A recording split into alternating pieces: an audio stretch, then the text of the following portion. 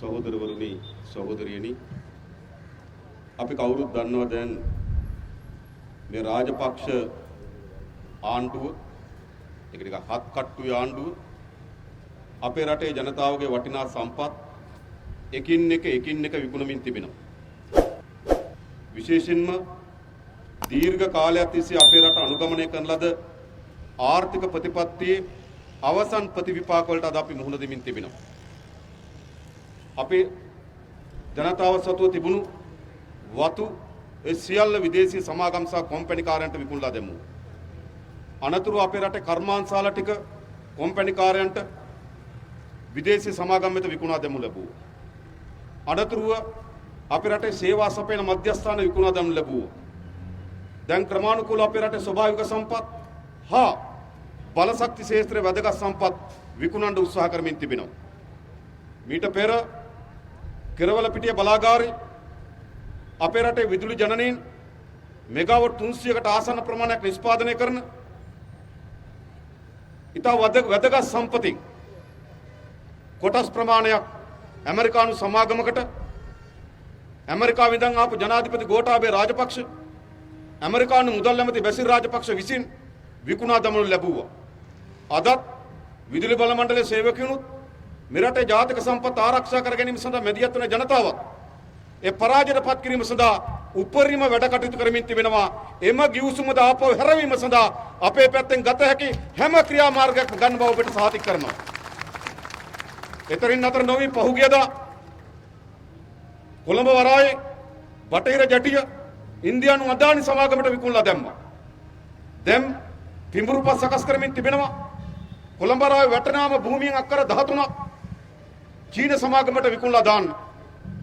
ඒ සඳහා බැසිල් රාජපක්ෂත් ජනාධිපතිවරයා අග්‍රාමාත්‍ය මහින්ද රාජපක්ෂත් අද කැසකවමින් තිබෙනවා. අපේ රටේ වරායේ භූමියෙන් අක්කර 13ක් චීන සමාගමට විකුණලා දාන්න. අනතුරුව තමයි මොවුන් අද අත තියලා තියෙන්නේ ත්‍රිකුණාමලේ තෙල් ටැංකි සංකීර්ණ විකුණන්න. පසුගිය 6 වෙනිදා දේශප්‍රේමී උජාරුවෙන් කතා කරන දේශප්‍රේමිත තවරගත්තු කණිත්තෙල් නැමැති පසුගිය 6 වෙනිදා ඉන්දියානු සමාගම් එක ගිවිසුම අත්සන් කරනු ලැබුවා. මෙම වැදගත් තෙල් සම්පතේ වැදගත්ම කොටස යන තෙල් ටැංකි සංකීර්ණ පවර්ලා දෙන්න. එතනින් නතර වෙන්නේ නැහැ මේ ගමන. එහා පැත්තේ තියෙන යෝග ගොඩනැගිල්ල විකුණන්න පිඹුරු සකස් කරලා තිබෙන්නේ. කෆූර් බිල්ඩින් එක විකුණන්න පිඹුරුපත් සකස් කරලා තිබෙන්නේ. මහතප කාර්යාලය පිහිටි බිල්ඩින් එක විකුණන්න පිඹුරුපත් සකස් කරලා තිබෙන්නේ.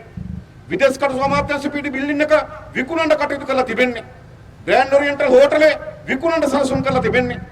හිල්ටන් හෝටලය විකුණන්න සැලසුම් කරලා තිබෙන්නේ. හිල්ටන් හෝටලේ අයිති ක්‍රීඩා සංකීර්ණය විකුණන්න සැලසුම් කරලා තිබෙන්නේ. මේ පැත්තේ කොම්පඤ්ඤ වීදියේ ගුවන් හමුදා කඳවුරත් ගුවන් හමුදා පිට්ටනියත් විකුණන්න සැලසුම් කරලා තිබෙන්නේ. අර පැත්තෙන් බොරල්ලේ බන්ධනාගාරයේ පිටි අක්කර 42ක් බන්ධනාගාර හොරණ මිල්ලනියට අරන් ගිහිල්ලා එතන අක්කර 42ක් විකුණන්න සැලසුම් කරලා තිබෙන්නේ. අර පැත්තේ මෙරයින් ඩ්‍රයිව් වල අක්කර 4ක් චීන සමාගමකට විකුණීම සඳහා සැලසුම් කරලා තිබෙන්නේ. ඒ නිසා අද දේශප්‍රේමිත්වය තවරාගෙන බලයට ආපු රාජපක්ෂ ආණ්ඩුව අපේ රට සම්පත් එකින් එක බහුජාතික සමාගම් වෙත විකිණීම සඳහා කැසකවමින් තිබෙනවා. අපි කවුරුත් දන්නවා රටක් කියන්නේ කුමක්ද? ඒ රටේ සම්පත්, ඒ රටේ දේපල, ඒ රටේ ජනතාවට හිමි විය යුතුයි. දැන් අපිට රටක් ඉතුරු කරන්න හදන මොන වගේ රටක්ද? වරාය අයිති නැති රටක්, බලාගාර අයිති නැති රටක්, වරාය භූමිය අයිති නැති රටක්, කොළඹ ඉතා වටිනා වාණිජ සම්පත් අයිති නැති රටක්, කොළඹ ඉතා වටිනා පෞරාණික ගොඩනැගිලි අයිති නැති රටක්, තෙල් ටැංකි සංකීර්ණ අයිති නැති රටක්, පිරිපහදුව අයිති නැති රටක්. රටක්ද?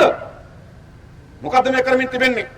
අපේ රටේ අනාගත પરම්පරාවට ආරක්ෂා කරලා සංවර්ධනය කරලා මේ රට ගොඩනැගීම සඳහා ඉතා වැදගත් සම්පත් තමයි මේ එකින් එක විකුණමින් තිබෙන්නේ.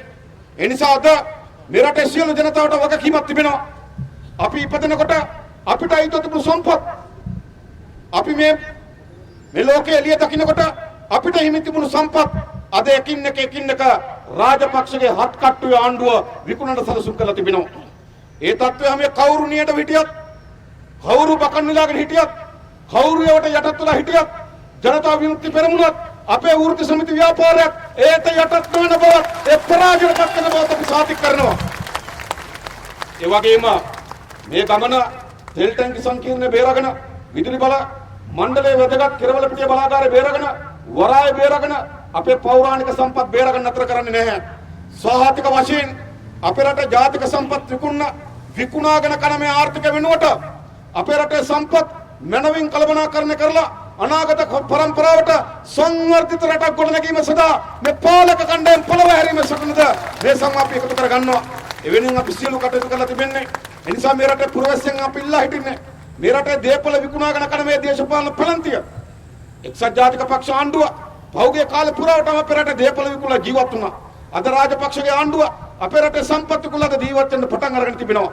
ඒ නිසා මේ ක්‍රියාදාමය නතර කිරීම සඳහා පෙරට එන්න ඉදිරියට එන්න කියලා ආරාධනා කරමින් මම නතර වෙනවා. බොහොම ස්තුතියි හැමදෙනාටම ජය වේවා කියලා ප්‍රාර්ථනා කරනවා.